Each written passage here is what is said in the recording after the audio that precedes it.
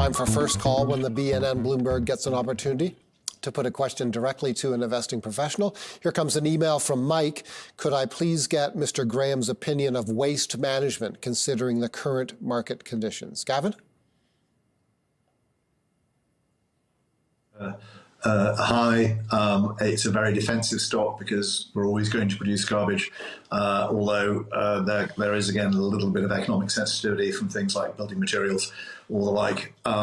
And you've done very well in this. It's also, I think, been holding up pretty well, along with Waste Connections and GFL so far this year in the sell-off, because, again, this is like utilities and pipelines. Waste collection is a pretty defensive sector. Okay. Thanks for that question, Mike, on waste management. Here comes our first call of the morning, Anita from Markham. Hi, Anita. Good morning, gentlemen. Thank you for taking my call. Graham, my question is on Constellation Software. Do you think this is a good time to get in, or should I wait for a further dip? And your thoughts on this, please. Thank you. Okay. Well, again, giving sort of short-term advice in such volatile conditions is, quite frankly, my guess is no better than anybody else's. If you like the underlying story for Constellation, which has been one of the big Canadian tech success stories. I mean, again, everybody says Canada doesn't have tech, but actually we do have one or two winners, like, for example, Shopify, and Constellation has been the ultimate longer-term winner. It's a roll-up model. You just buy a bunch of outfits in different verticals and put them together. So it has done extremely well. You would probably want to perhaps wait a while and see if things settle down somewhat. But this is, as I say, has been one of the long-term winners in the Canadian market. And certainly if you were to take a 3 to 5 year view, it's probably going to be higher than it is now.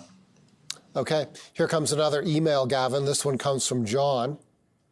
John writes as follows: I own Intuit, which I did not expect would be affected by the tariffs. Can you please provide some idea why a software company would be affected so badly, down $50 before today's drop? Thank you. Intuit, Gavin, and why it's been hit, as many other stocks have been, by the tariff situation. His question is why a software company would be so affected. Absolutely. And again, at the moment, the tariffs are only on traded goods.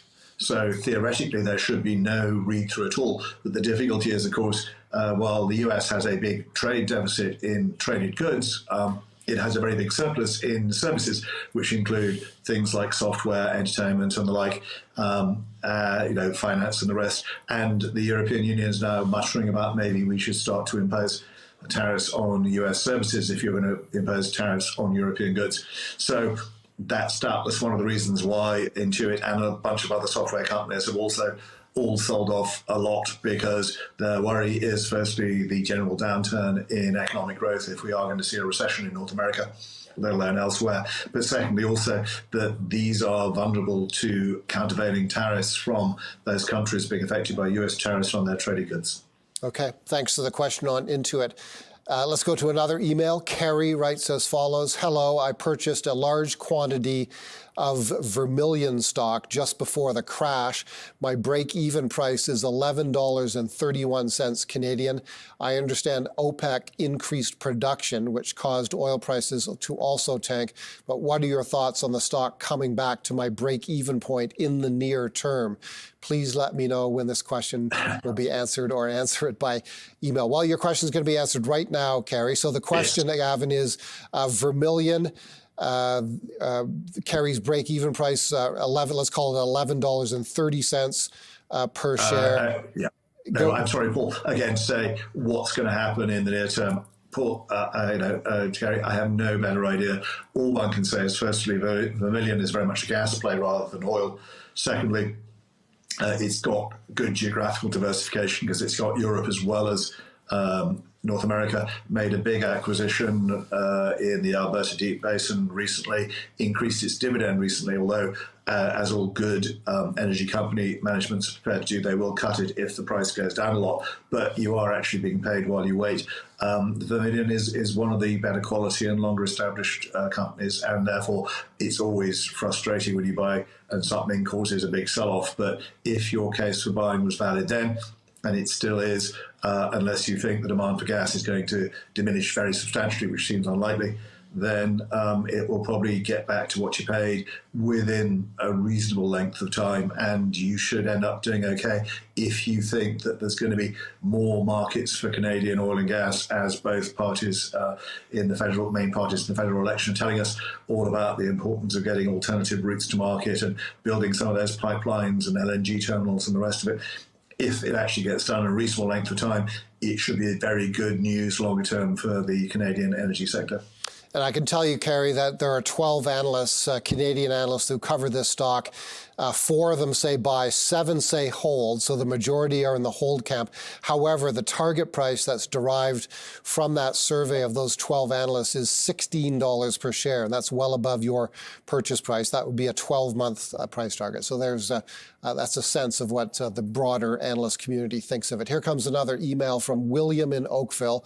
Please have your guest comment on the expectation of how potential increases in debt reserves will affect both the results and stock prices of Canadian banks in the months ahead based on the U.S. tariff situation.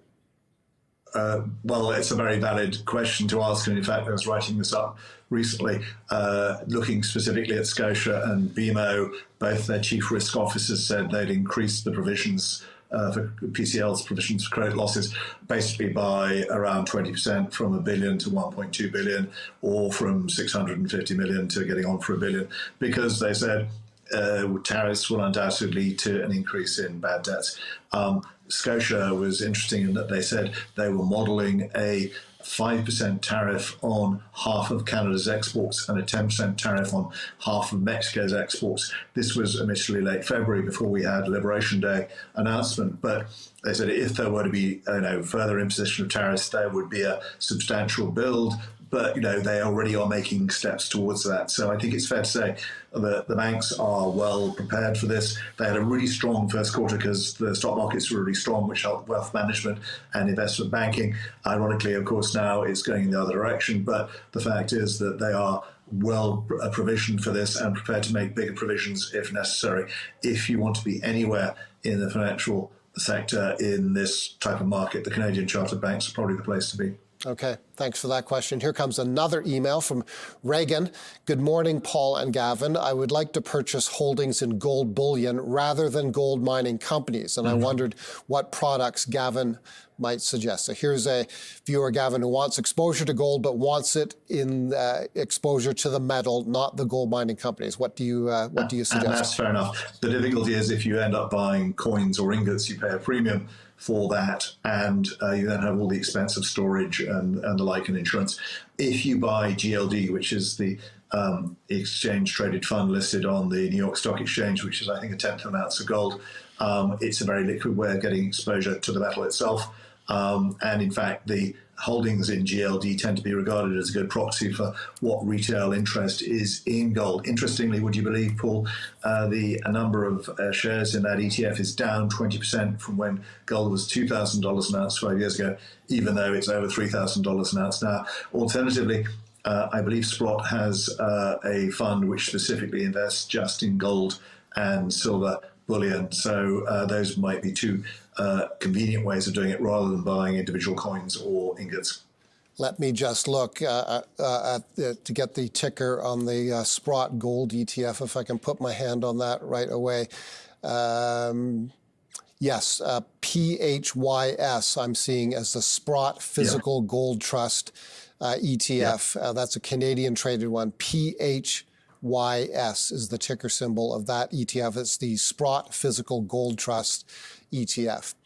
Gavin, I want to thank you, as always, for joining us. Always great to have you here. We look forward to having you here in person someday, Gavin. In the meantime, best of luck for the trading day. Gavin Graham, our featured guest. Thanks to all our viewers who watched and asked questions.